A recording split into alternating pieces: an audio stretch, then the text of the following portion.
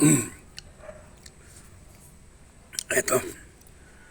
Ito ang gagamitin kong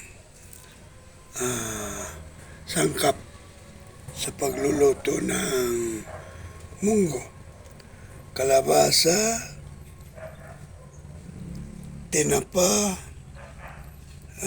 sitsaron, munggo, at yung dahon ng ampalaya. Okay? Hindi na natin hintayin yung araw ng Biyernes. Kalukuhan yun.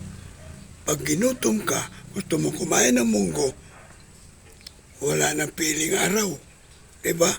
Tempo hapon pa yan. Kung gusto mong kumain ng munggo, anytime, kahit anong oras, wala nang araw-araw. Kalukuhan yun. Diba? Sinusunod ang mali. Mga noong araw pa yan. Tempong hapon mga ugali. Ano na tayo ngayon? Ibang level na.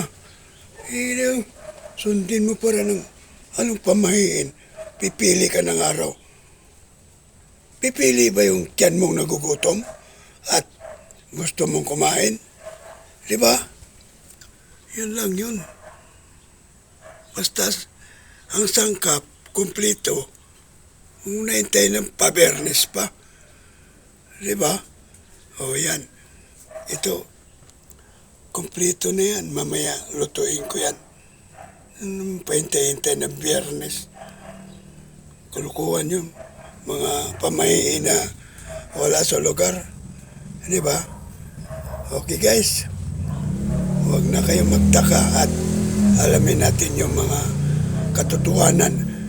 Magising na tayo. Huwag na tayo sumunod sa mga dating ugali na wala namang katuturan. Diba guys? Okay. Mamaya, lutuin ko to.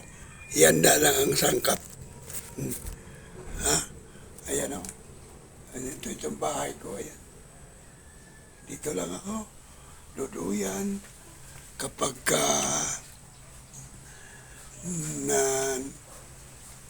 napagod na sa kaikot-ikot dito sa munting tahanan. Oo. Ayan. Mayroon naman akong libangan na sahon. Mayroon naman akong plant box kasi wala nang space para magtanim pa. Alam mo naman dito sa ikangay subdivision wala, kapirasong nasasakop sa lote. Ayan lang Okay. Sa sunod, ikutin ko naman dun sa labas. Shout out sa aking pamilya na sa Lancaster na ang aking pangalawang anak na lalaki.